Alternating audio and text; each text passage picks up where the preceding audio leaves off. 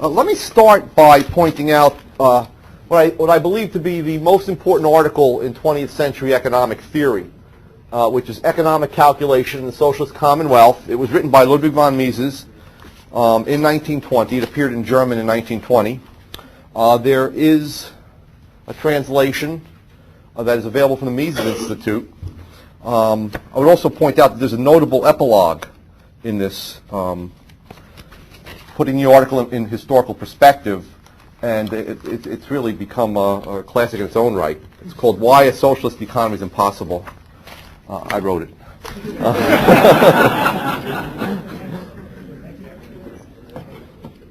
Okay.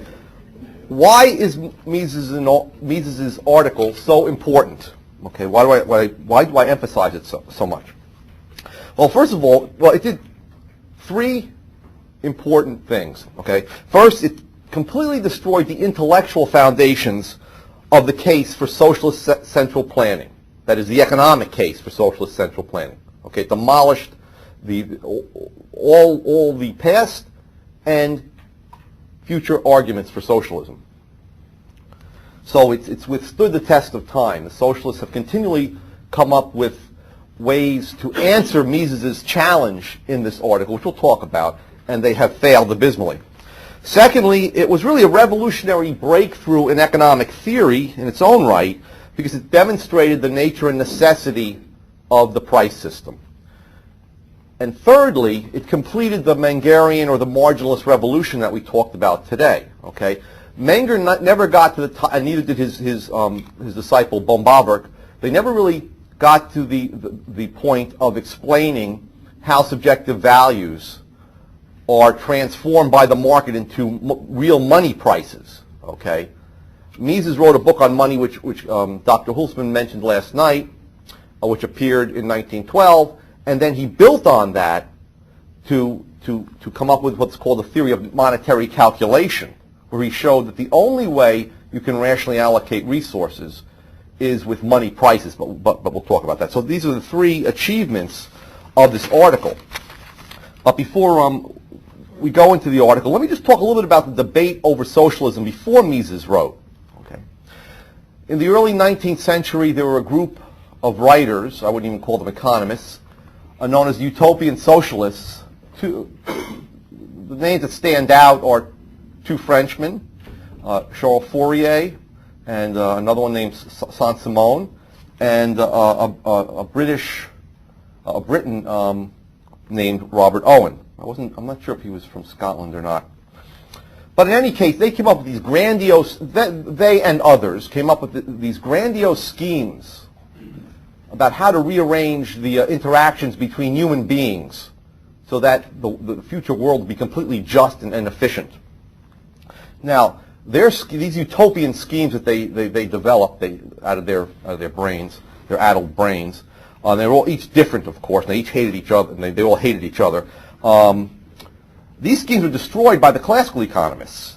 The classical economists basically said the following. They said, look, all of these schemes, by the way, were anti-private property, and they all believed in some way of equally allocating the output of the economy to everyone, more or less, except, of course, the planners and the directors. But the classical economists brought up the incentive problem. They said, look, if everyone automatically receives equal incomes, okay, or incomes that were automatically adjusted to their needs, without any consideration of how much they produced, well then, this was the classical objection of socialism, who is going to take out the garbage? Who is going to do the dirty, stigmatized jobs like be a garbage man or like be a miner, going down to the mines and put your life and health at risk? If everyone receives the same, who is going to do these dirty, unhealthy jobs? Well, the utopian socialists really didn't have much of an answer for this. They said, well, there'll be a new socialist man that will emerge as a result of these new societal arrangements.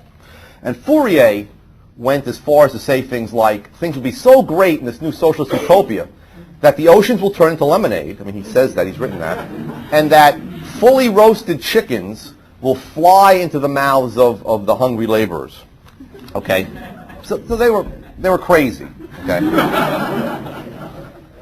Now, Marx realized that his utopian forerunners were crazy and were embarrassing. So what he said was, he used a tremendous rhetorical ploy. Okay? Marx was again, a brilliant man, but evil and wrong-headed. Now, what Marx said was, anyone who argues about socialism, whether pro or con, is unscientific. Okay? Because scientific socialism is a socialism that will come about because of the laws of history. And these laws of history hold as firmly and as immutably as the laws of nature.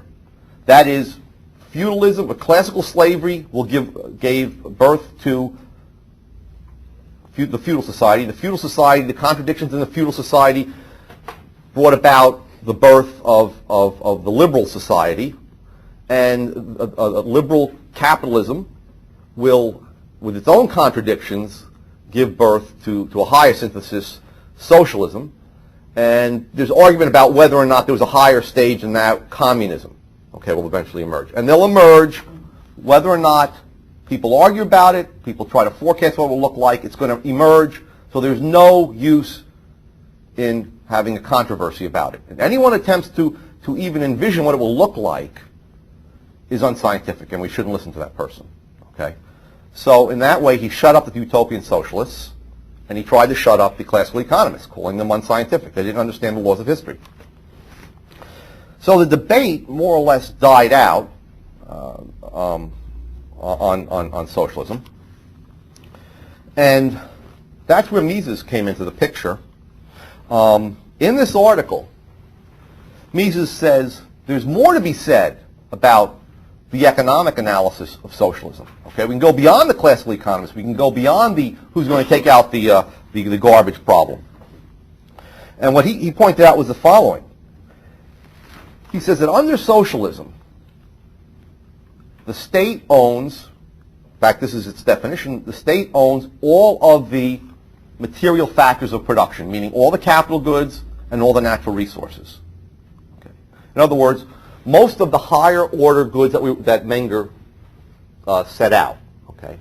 They own all the factories, they own all the machines, all the tools. Okay. Consumers can still own consumer goods. Okay, but producers' goods, capital goods, natural resources cannot be owned. They are controlled by the central planning board or whoever else directs the socialist society. So what Mises pointed out was, in that case, these things are not exchanged. There's one monopolist who controls their use. So if you have no exchange of capital goods, if steel is never exchanged, because it's all owned by the same group or individual, well then, there are no prices for steel, there are no prices for farm tools, there are no prices for fertilizer, there's no prices for any type of machinery, which means the socialist planning board can never figure out the costs of producing any product. Okay. So what Mises says is that in order to have economic calculation, or rather, let me restate that, in order to have a rational allocation of resources, that is, to allocate resources to the uses that are most highly valued by consumers, you must have economic calculation. You must be able to compare the costs of the input and the prices of the output to know whether or not a particular use is wasteful or economic. And I'll give you an example of this in a moment. And he said the preconditions of economic calculation are threefold. Private property, not just in consumers' goods, but in all capital goods and natural resources, so that there can be exchange of these things and prices for these things. Freedom to exchange, okay, and sound money. Okay, so that money becomes 1/2 of every market transaction, so that every time something is exchanged, there's a money price that's generated. And Mises then went on to point out that socialism abolishes the three preconditions for economic calculation. Therefore, socialism abolishes rational production. I'm not saying that socialists can't produce different things, but the socialists will never know when they're producing whether or not they're wasting scarce resources. Okay. Now, I can give you an example of this. And actually, let me do that now. Actually, before I give the example, let me talk a little bit about the concession that Mises made. It wasn't a concession to the socialists, but what he did say was, now, this is not true in a very elementary economy. Let's say a Robinson Crusoe economy. Okay, there you don't need economic calculation. Rather, you don't need money prices for economic calculation. You can directly have what he calls valuation of the different resources. Let me give you, so in a very simple way, let's say you have someone who is like Tom Hanks in that movie, stranded on an island, okay, and he has scarce labor time, and he wants to use his labor time to produce the goods that are most important in satisfying his wants, as he values those wants. And let's say that he can produce 4 coconuts, okay, using 4 hours of labor time. Let's say he's going to work 12 hours a day, after which he's pretty much exhausted. And 2 fish in 4 hours. And let's say 3 pounds of wild mushrooms. Okay. And he can drink the coconut milk, and he can make himself lunch and dinner and so on. So he can nourish himself. So that's a total of 4 hours each. Rather, 4 hours each, totaling to 12 hours, which is his full allotment of labor time per day. Let's say now he discovers berries on the island, and he decides that he can make berry wine, okay? That he can ferment the berries into wine. And he'll have to work 4 hours a day to collect the berries. The question then becomes, what is the cost of producing these berries? Okay? Well, the cost, he knows directly, is the value that he has to give up from the 4 hours labor. Okay? So the cost of 4 hours of labor is what? If he values these things in this order, first, second, third, if the lowest valued use of his current 12 hours is the 4 hours that he spends collecting the mushrooms, well then, the opportunity cost, the cost of producing berries that are sufficient to make berry wine, will be what? The loss of satisfaction, or the loss of the opportunity for satisfaction from consuming the mushrooms. Okay? So he can directly compare, because it's such a simple economy, he can directly compare the value of labor in different uses. Okay? You have 12 hours, the labor's scarce, it's the least valuable use of those 4 hour increments, in this case the satisfaction he expects to get from the mushrooms, that becomes the opportunity cost or the cost of labor. Now, if he believes this has a lower value, okay, and yet he goes, and he wouldn't do this, but let's assume he does go and collect the berries. Well, then we would say he's what? Or let's say someone forces him to. Okay, someone else lands on the island and says, you know what? These mushrooms might be, let's say, sort of sets up an FDA. These mushrooms might be poisonous. We really haven't, we haven't tested them. You know what? You're better off using the 4 hours for the berry wine. So they force him to collect the berries. What would we say? Is he better or worse off? Worse off. He's wasted 4 hours on something that has a lower value. So in economics, waste simply means what? Allocating your scarce resources to something that is less valuable. Or if he himself makes a mistake and collects the berries and finds out later on that he doesn't really enjoy the berry wine like he would have the mushrooms, then we say there was a waste. He made a mistake. Okay? Okay, so that Mises says it's so you don't need prices in that sort of simple situation. Okay? You can directly value the resources. All right, now let's get to the real world of the modern industrial economy. What Mises says there is, in a modern industrial economy, you literally have hundreds of thousands of uses for the various resources. Remember, with modern technology, you can literally turn almost anything into anything else. Okay? So, there is, and I'm not using this word in a in a hyperbolic sense, I'm not trying to exaggerate, there's literally an infinitude of different, think about the American economy right now. There's an infinity of ways in which you can combine the resources to get output in today's American economy. Okay? Millions and millions and millions of different amounts of outputs that you can produce. How do we determine the value of all the different inputs in this process so that we can compare cost and price? Well, you can't without money prices, and that's Mises' point. Now, the example I was going to give you, and which I'll give you now, has to do with, let's say, a socialist planner contemplating whether or not to produce, let's say, 20,000 more automobiles. And the socialist planner certainly has scientists and engineers telling him what the production function is, meaning what resources he needs to combine technologically to get these 20,000 automobiles. So just talking in general terms, he might need, let's say, T square feet of factory space. Okay. He might need U tons of steel. Okay. This is what the engineers are telling him. He needs a certain number of gallons of paint, of course, 3 gallons paint. And just a few other things. He'll need some unskilled labor, let's say W hours of unskilled labor.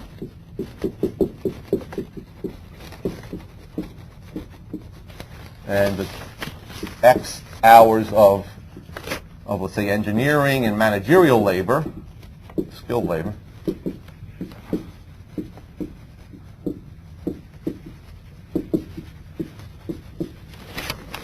And let's say Y kilowatts of electricity, and so on. Let's say Z machine hours, Z hours of machine time.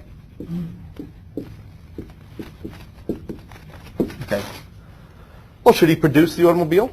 Or should he produce the stock of 20,000 automobiles? At the end of this, he'll come up with 20,000 autos. Now remember, with all of these different inputs, he could produce many other things. Just to give you an example, he may be able to produce 1,000 houses, okay? Or he may be able to produce 50,000 motorcycles instead. Or with the resources, 100,000 bicycles. Or any combination of many, many other things. Should he produce 20,000 autos or not? He has no idea whatsoever. He can't compare the costs with the value of the output. Why? Because these magnitudes are heterogeneous. You can't add up apples and oranges. How can you add up tons of steel to gallons of paint to hours of unskilled labor to kilowatts of electricity and so on and so forth and get a unitary figure that tells you what your cost of production is? You can't do it. Okay? One mind or one group of minds. Okay, this is the problem of socialism. Mises said the problem of socialism is one will acting. In other words, there are not an enormous number of people exchanging things, creating prices. Okay, there's one will acting, and they cannot create a price structure. He says trying to plan under socialism is like wandering in a desert without a compass. You can go an infinity of different ways. Okay. And you don't know the correct way across the desert, okay, to the one point that you want to get to. Now, how is this problem solved under or in the market economy? Very simply, since all of these inputs are privately owned and continually exchanged, there are prices for all of them. So that, let's say, Ford estimates that by producing 20,000 additional models of, let's say, the Taurus, the supply, in conjunction with the demand that they believe consumers will exercise for this car at the end of the year, will yield a per unit price of $25,000. Okay. Now, how do they know whether or not they're wasting resources? They simply find out the total cost of producing these 20,000 automobiles, divide them by 20, or divide by 20,000, excuse me, find out the average cost or the per unit cost. If this comes out to be the cost comes out to be $23,000, well then what that says is the following. The value of the best uses, alternative uses of all of these things to consumers is about $23,000. That is, entrepreneurs in other industries are willing to bid a total of $23,000 for the inputs into each of these automobiles because that's what they feel they can get in alternative uses, in using them to build houses, in using them to manufacture skateboards, so on and so forth. Okay? By outbidding them, okay, for the resources, what they're doing is they're transferring these resources from lower valued uses, uses that have a lower value to consumers, to higher valued uses. Okay. On the other hand, if they estimate that they can only get $20,000 per car, will they invest in that additional factory and producing that additional run of cars? No. Then they'll be wasting scarce resources. These resources have a higher value in other areas. That's why entrepreneurs are bidding $23,000 for the resources necessary to produce the automobile. Okay? Yet consumers only value these resources packaged as an automobile at $20,000. Now, entrepreneurs can be wrong. They might believe, Ford might believe, you can get $25,000, and they make mistakes all the time, and yet only get $20,000, so that they lose money. But at least they have an idea of how to go about determining whether they're right or wrong. That is, forecasting future consumer demand. They might be wrong about the forecast. Remember, Menger said there's always a possibility of errors. Okay? But under socialism, none of this exists. They're completely in the dark. They don't know whether or not they are wasting resources when they build 20,000 automobiles instead of producing many other things that they could be produced. Okay? So that demolishes the case for socialism. Okay?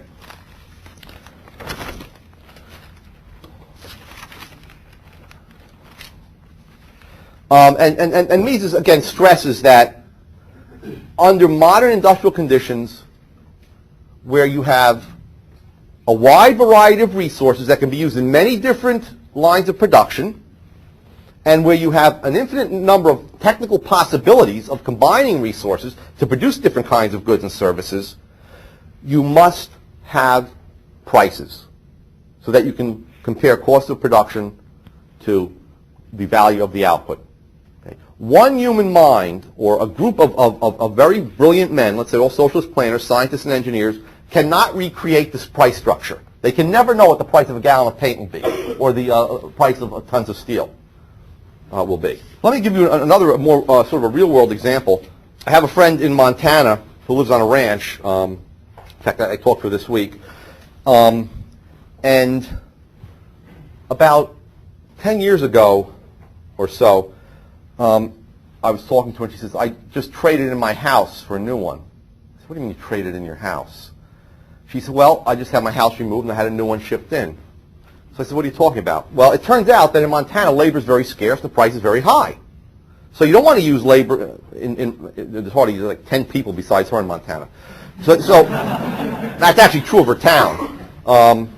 So you don't want to use labor that's much more valuable in cattle ranching. Almost everybody's a cowboy out there. And wheat farming, or not wheat farming, but, you know, there are some crops there. You don't want to use that labor, which is extremely valuable in those uses, to build houses. Now, you can never know that in the former Soviet Union. So what they do, the cheapest way to get a new house, is to apply to a factory in Nebraska, believe it or not, which builds the house in modular sections and ships it out on a railroad in trucks. And then they assemble it there. So house production is extremely capital intensive in Montana. Why? Because labor is so expensive. On the East Coast, that's not true. Okay? You have a lot of labor, they come to the site and they build a house there. How could a central planner ever figure that out without prices? Okay? They can't. Okay. So they waste scarce resources. So two preliminary conclusions is first, that a socialist economy is literally impossible. Mises was right to say that. We're not saying that socialists can't produce. What we're saying is that they can't economize on resources. There is no rational way to decide the best uses of resources. Okay? So when we say that a socialist economy is impossible, that's what we mean.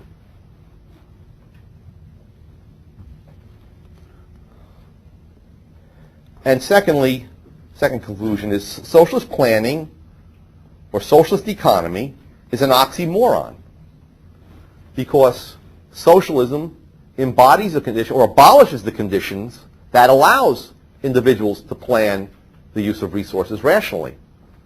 Okay, so Mises called socialism planned chaos. Okay, it's centrally planned chaos. And in the 1980s, we saw this in the Soviet Union. There was a famine in the USSR, and the USSR has a lot of resources. Okay, or had a lot of resources, but yet people were starving. But there were rusting tractors, okay, that were not being used, sitting in fields of unharvested grain. There was all this wheat out there, wasn't being harvested, and there were empty silos that were ready and empty, and they were ready to hold the grain. But yet, there weren't enough laborers because they were producing steel, and there wasn't a diesel fuel because the diesel fuel was being used to produce other things. So you had this chaotic situation. You had a famine in the midst of a tremendous waste of resources. Basically, in the Soviet Union, the system they use is gross output planning, which really embodies perverse incentives. The Soviet planning agency was known as Ghost Plan. And to give you an example of what gross output planning consists of, the planners will set quantitative targets for different industries, and then the commissars of the different industries will set targets for the individual factories in those industries. The managers of those factories have an incentive to tell them that they can produce less than can really be produced. Okay? So they have all the incentive to lie. Now, why they have an incentive to lie? Because if they don't meet the targets they're given, they don't get not only do they not get bonuses, but they get a quick trip to the Siberian gulag. Okay? But on the other hand, now the planners aren't stupid. They know they're lying. Okay? Because they know the incentives are set up so that the managers will lie. So they raise the targets while the managers are arguing the targets down. In any case, it goes beyond that. Since there are no prices, they set the targets in terms of gross output. So they might say, we need X tons from this particular factory of building nails. But what's very difficult in gross output planning is to impart to the managers what sorts, what sizes, what combinations of nails. Nails have different sizes, they have different strengths, and so on. So that what happens is that the managers, in order to meet their targets and get bonuses, will produce the nails in the easiest possible way, without regard to the demand for the nails. So what they'll do is they'll produce few very large nails. So what you found was that many factories and houses that were built in the Soviet Union didn't have roofs because there were no small nails to put the roofing tiles on. Okay, and there was in Pravda, I believe, there's a funny cartoon where you had this huge, 500-ton nail on a train. Okay, sitting on a train, and then you had the commissar of that industry and the factory manager standing in front of it, and the manager says, "Well, commissar, I met my target." So he proves one nail that was 500. And then there was a story that leaked out to the West that Khrushchev in the late 1950s berated the chandelier producers because what they were doing was producing extremely heavy chandeliers for the dachas, the villas of the communist elite, and they were pulling down the ceilings and killing many of the apparatchiks, which was so. I mean, these are the types of things that we'd heard about. Now, by the way, there was a joke that went around. Well, before I tell you what the joke was, this was realized by the communists, by the central planners, and what they did was they looked at prices for steel and electricity from the West. Now, these aren't exactly the right prices for their location, but it gave them some idea of prices. So they used to basically take pricing information and try to price according to what Western prices were. That gave them an idea. It wasn't very efficient, but it was better than just completely shooting in the dark. So they did use prices from international trade. Okay? And there's stories of the Chinese communists in the 50s and 60s madly sending away for every price catalog in the United States they could find. okay, using U.S. price catalogs. And so the joke then becomes when Khrushchev once famously said, "We will bury you." And so Soviet economists used to say to their American counterparts when they met in cultural exchanges, "We will bury you except for Hong Kong because we need at least a little island where there's prices so we can copy them." So that's let me now. One of the objections to Mises' impossibility thesis, that socialism was literally impossible, was the fact that, look, in the real world, the Soviet Union lasted from 1917 until 1989, okay, and many other communist countries lasted this long. But Mises actually, in his original article in 1920, pointed out that you do not have true socialism in the world, because he said in order to have true socialism, you would have to have no prices. You would have to have a world communist state. He said that the Soviet Union at that time, when he wrote this, 1920, was really the only communist country. The Soviet Union was like a post office in the middle of a market economy. Okay, the post office is we know it's extremely inefficient. We know that that FedEx and UPS could put them out of business in 2 weeks if they were allowed to compete. There was even a story about back in the late 80s, Cub Scout troops started taking mail, Christmas mail, and just as a way of raising some extra funds, charging a nickel or something, charging half what the post office was charging, and delivering it in Long Island. And the Postmaster General threatened them with a $75,000 fine and $700 in lost revenues. So if the Cub Scouts can put the fear of God in the post office, UPS and FedEx will just drive them out of it. But Mises said they can hang on and they can be not totally chaotic, because what do they do? They copy the technological the technological advances and the prices and so on. Okay, so it's an island of calculational chaos. Okay, it's chaotic, but the surrounding market economy can keep it alive, and that's what Mises argued. In fact, there was a period where there was true socialism from about 1917 to 1921. It was called war communism. This is when the Red armies were fighting the White armies. There was still fighting going on in Russia. And Lenin, during this period, attempted to abolish all prices, all money accounting, and within a few years, the whole economy had pretty much collapsed, to the point where people were actually taking parts of factories, parts of their houses, and they were burning them for firewood in the middle of winter. They were the economy was a vampire. It was consuming itself. And at the end of this period, or near the end of this period, the only production, people were just leaving the cities in droves because they had gone through all the capital, had wasted all the capital burning it as fuel and so on. And all you had was nomadic bands foraging through the countryside for food and pillaging and so on. So that's what socialism on a world level would finally dissolve into. Okay, just bands of nomads. Okay. And I think the book Anthem by Ayn Rand is pretty good at pointing this out. It's one of the few dystopian novels in which a planned society is shown as a society which is extremely primitive, which it would be. Okay, whereas in other novels, even though 1984 is a great novel, and Brave New World and so on, they show the economy is very, very efficient. Okay. Oh, another thing that kept the socialist economy alive was in the Soviet Union they had a system of what was called blot, and blot was bribes. There was a system of bribes that were used as prices. In other words, the managers, if they needed extra materials, would go to the black market and they would pay bribes to the suppliers to get more materials than they were allotted by the planners. And there was this black market exchange. And at the end, in the 80s, I mean, there was thriving black markets in the Soviet Union for Beatle records and blue jeans and so on.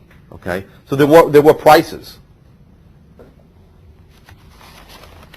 Another very good novel on this is a novel by Henry Hazlitt, the Austrian economic journalist, and it's called Time Will Run Back. and he shows how a world communist state begins to break down, and the Tsar begins to learn the lessons of Adam Smith and so on, and von Mises, and begins step by step introducing the economics. Begins step by step to introduce market reforms and so on. Okay, and that's a very, very good novel.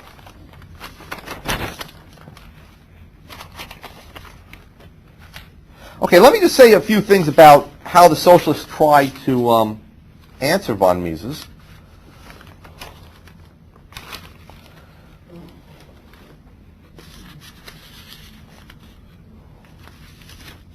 Before I do that, let me make one other point that Mises makes that I think is very, very important.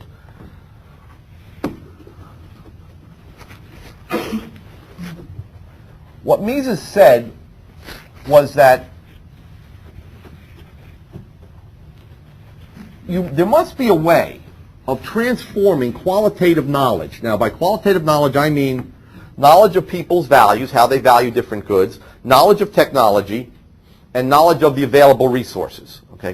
Okay. Well, that's all qualitative knowledge. Okay. We have ideas about all of that. How does that get transformed into cardinal numbers? That is, prices of resources and prices of consumers' goods. Okay. And what von Mises did was to point out the important role of the entrepreneur. You have the entrepreneur here, or all the entrepreneurs in society, okay, and they buy on two markets. They exchange with consumers. They sell goods to consumers, and they buy resources from landowners, laborers, and the owners of capital goods. Okay, so you have resource owners here.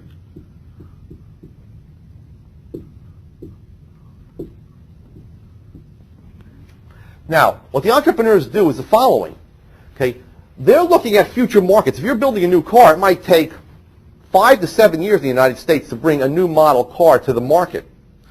So anybody who produces anything is not producing for the market today. So current prices are only a starting point. Okay, you have to look at the current prices and then try to forecast how they will change as people's demand changes, as technology changes, and so on during the period during which you will be producing the goods.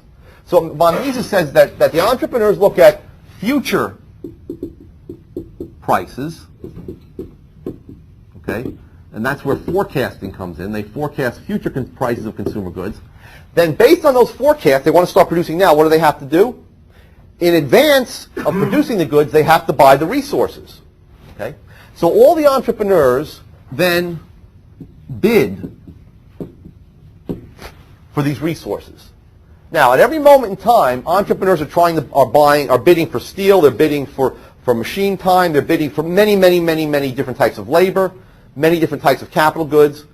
And at each moment in time, there's a price because there's an exchange between resource owners and entrepreneurs. Okay? Once those exchanges occur, you know at that moment what every single input in the economy, all the millions of inputs, will cost. Okay?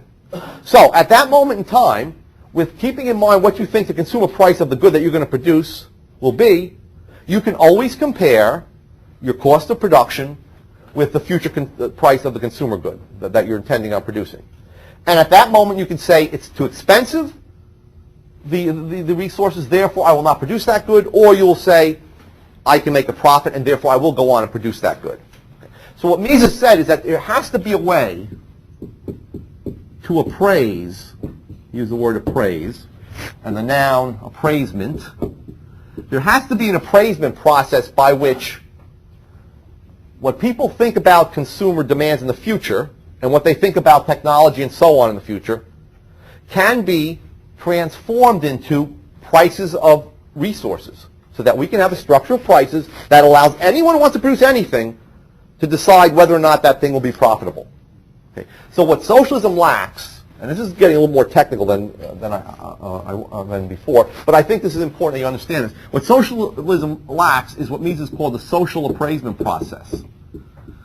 And to have that, you have to have resources owned as private property, and you have to have entrepreneurs who are able to invest according to what they determine is the most profitable line of production. Okay? You can't have one mind arranging an appraisement process. There's no way that a socialist planner can see all these millions of resources and say, the price of this is this, price of this is Y, this is X. There's no way to do that. Okay?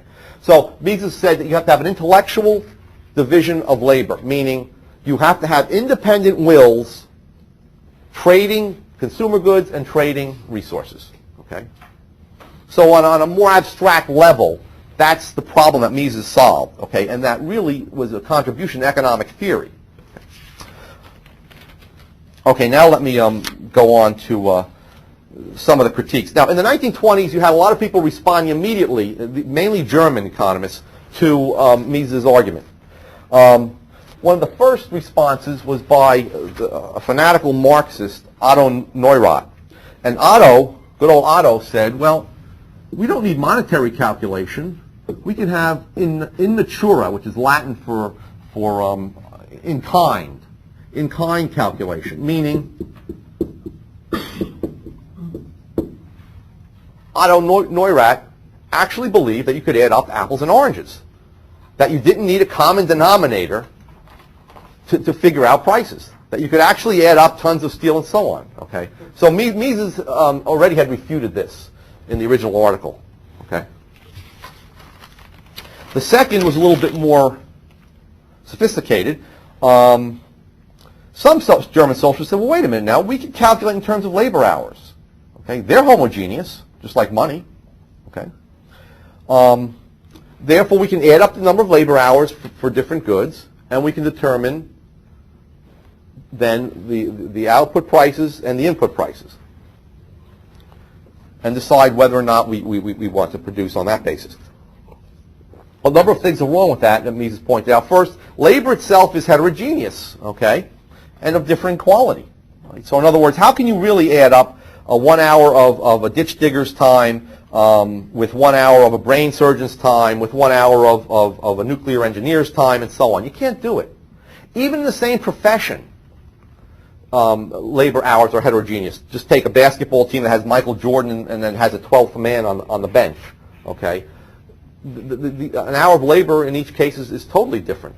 Okay, you can't know the relative values unless you have a market. So you have to have a market to know how much more valuable one type of labor is than another. Okay. Third and secondly, second criticism is, even if labor hours were heterogeneous, you're leaving out of account what? Capital goods, the value of capital goods, and the value of natural resources. Okay. Obviously, a labor can produce more if he has better capital goods and more land resources. So you don't know whether or not his labor is more productive or less productive than someone else's. Okay? If you equip someone with a shovel versus someone with a backhoe, the person with the backhoe, even if they have equal skills, will be able to dig more ditches in a given period of time. The third attempt to answer Mises seemed very plausible. The response went, well, what we'll do is, on the last day of capitalism, on that glorious first day of socialism, we'll look back on what was done in the factories and the mines and the farms on the last day of capitalism, and we'll just copy it. We'll do the same things. We'll tell the managers to do the exact same things. Okay? But of course, that answer involves a static view of the world. Okay?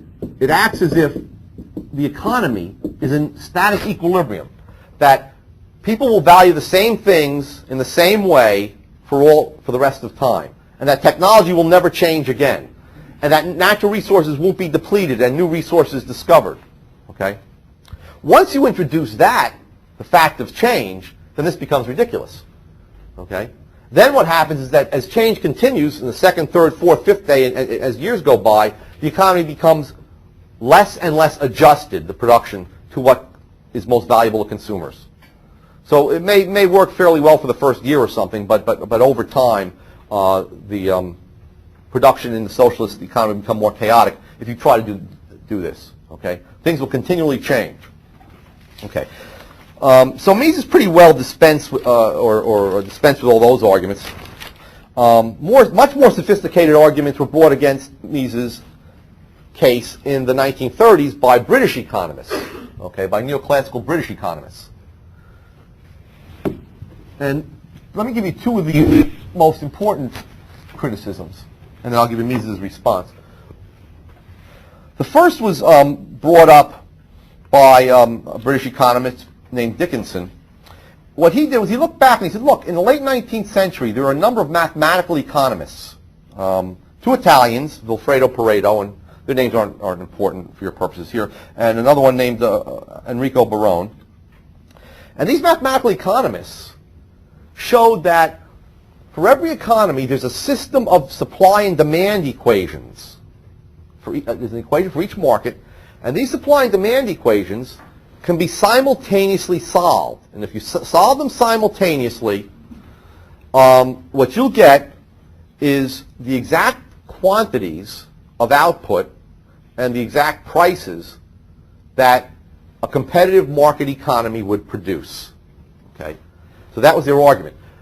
That was the argument of this British economist, Dickinson. But of course, Pareto and Barone were very bright men, and they were talking about very small economies to begin with. Economy with a couple hundred goods or something. And Barone, at the end of his article, said, of course, this is impossible in the real world because we have 17,000 equations just for a few hundred goods. Imagine what we would have for a modern industrial economy. And this is the age before computers.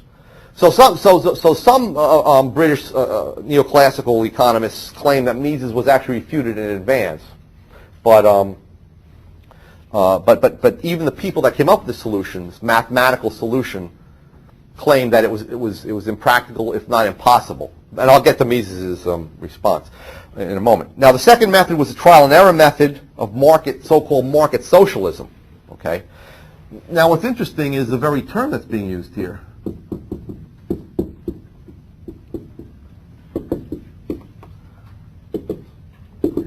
The market socialist solution, in and of itself, should tell us something. It should reveal that what? Mises was right. You can't have an economy. You can't have rational allocation. You can't have an efficient economy without a market. So they were trying to engraft onto socialism some kind of a play market, okay, like child's play, as Mises said. And there was a Polish economist named Oskar Lange, who was a communist, but he was Chicago trained. He knew neoclassical economic theory, but he was a Polish communist, and he went on later on to become a very important person in the Polish Communist Party. And Abel Lerner, who was a British Keynesian. Okay, and basically what they said, and I'll go through it pretty quickly. They said, look, let's tell each manager of the firm to take the prices that are set by the planning board, the central planning board, take them as parametric, meaning they have to use those prices of inputs and outputs that the planning board tells them and attempt to do the following things with them. One, when they see those prices, we want them to minimize the long-run average cost, okay, use resources so that costs are minimized, okay, and secondly, we want the industry, okay, let's say there's a number of firms in the industry producing wheat. We want the overall industry to allow the output to expand to the point where the last bushel of wheat produced has let's say the price is $3, equal to its cost of marginal cost of $3. So you have the marginal cost and the price, okay.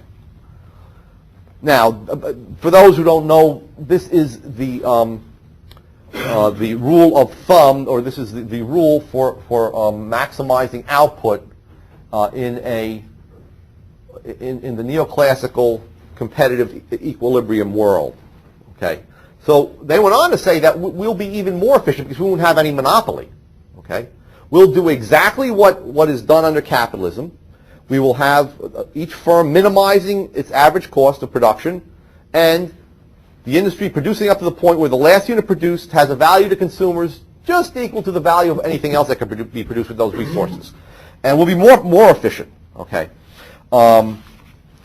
And finally, how will these prices be set? How will the planning board know the right prices? Well, trial and error, just like the market. We'll set a price for steel. Let's say we set a price for steel at $300 per ton, they said. If at that price the demand for steel is more than the supply, if there's a shortage of steel, we'll raise the price to $325. On the other hand, if at that price there's a surplus of steel, if the managers of the factories aren't buying all the steel available, we'll lower the price to $275 or whatever it is. We'll adjust the price by trial and error, and we'll eventually find the right prices for everything. Okay. Now, the response to this, there's a response by Hayek and Mises, rather Hayek and Robbins, who were more or less followers of Mises. Their response was, well, first of all, the economic data that you need to formulate these equations are really widely scattered, and it takes a long time for the planning board to get hold of all this data and to formulate these equations. But even after they did, okay, this is the age before computers, the system of equations, there will be millions of equations in a modern economy. It will be so large it would be almost impossible to solve it. And even if they solved it, by the time they solved it and collected all the data, demand and supply would have changed already. So the prices would be outmoded. Okay? Basically, though, they were saying that socialist economy is not impossible, but it's impractical. Okay? They would always be late, but there would be prices. Okay. What about the competitive trial and error solution? Well, Hayek said, remember, the market changes prices every moment. The planners couldn't do that. It might be impractical for them to change prices, except maybe every 2 weeks or every month. So prices wouldn't be changing as quickly as on the market, and once again, the socialist economy would be less efficient. And also, Hayek pointed out that the prices that were set by the planners, since they were in a central location, they wouldn't have access to all the information that private entrepreneurs have access to. So the prices not only would be late in changing, but they wouldn't be as meaningful. But once again, Hayek did not say that socialism was impossible, but merely that it would be less efficient and practical and so on. Okay. Mises basically, his response was much stronger. What he said was that even if the Central Planning Board had all the knowledge that Hayek was talking about, okay, it knew what people's demands were at every moment, it knew how technology would change and so on, there would still be a huge problem. In order to produce the things that are correct in this mathematical solution, you have to change. Now, remember, all the factories and railroads and all of the capital goods in the United States have been produced at some point, at different points in the past. And they were produced by entrepreneurs who were more or less correct and made mistakes. So, basically what Mises said, in very simple terms, was, as these capital goods wear out, you can't replace them with the exact same capital goods. You have to produce different things.